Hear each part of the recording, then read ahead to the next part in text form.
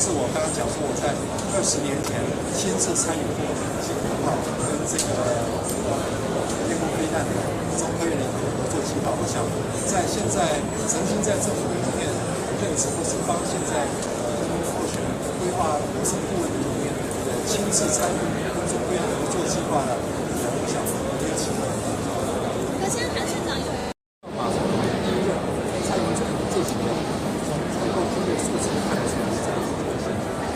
国防顾问团有没有拟定什么大概的策略要给？带一点点，稍微带。Pull it up. A little bit more power there. Let go. Let go. Let go. Let it stabilize. Let it go. We're good. Relax. And gentlemen, watch this. Okay. Watch this. Hands up. Take your hands off. Hands off. It's all good.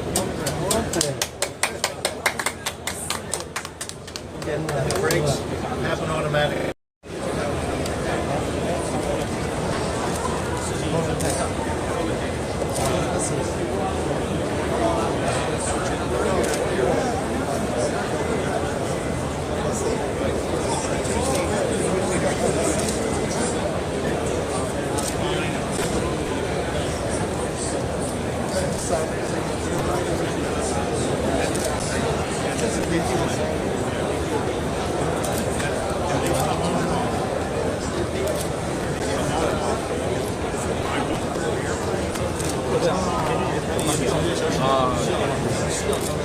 This is what you fly with. I think to be able to take off and take your nose off the aircraft and pull back on the stick. If you want it to get closer and dive down, you push forward, turn left. Yep. Yes. And left is left. Right is right. Just got that right. Raise it up. Push forward. 多少公斤上面？对，它很像呈现出这样的效果。对，真好玩。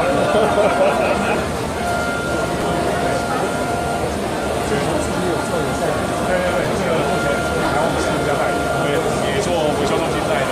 我们公司大概20人，对吧？因为我们都是军方退役，就提供特殊救援，让专长可以。印象是觉得它基地比以前更大，翼展更长，但是事实上有许多地方大家是不了解的。举例来说，它的轴载有更多的选择，包含传统的 EO、IR， 还有合成空间雷达，还有电子征收、电子干扰。那大家也看到，我们的引擎也更换，它的推力比以前大了好几倍。那它全机车是采用副厂的。那更重要的是，大家看不到的是它的操作道理，也就是在我们许多重要的系统上面，比如说飞控系统，比如说电力系统，它都有互联式的设计，双倍远甚至到达3倍远。一个系统坏掉，它另外一个系统可以起来承接。那同时它飞更高更远，它的解析度更敏锐。那除此之外，它还有自动起降，因为这自动起降阶段是最危险的。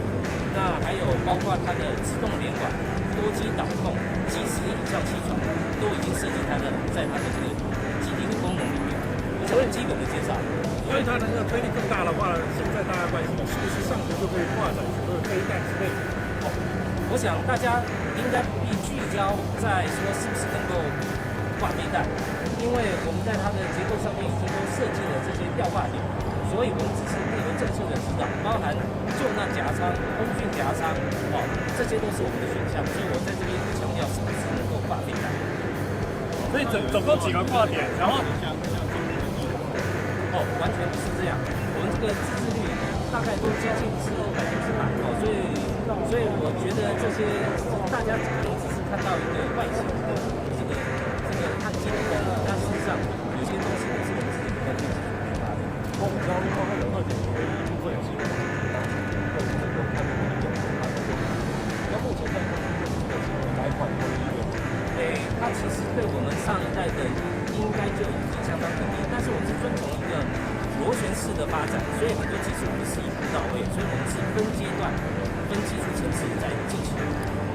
所以空军目前已经将这个列为量产的一个准备，我们已经都列入后续计划当中。科长可以帮我们再讲一次，说这个推力到底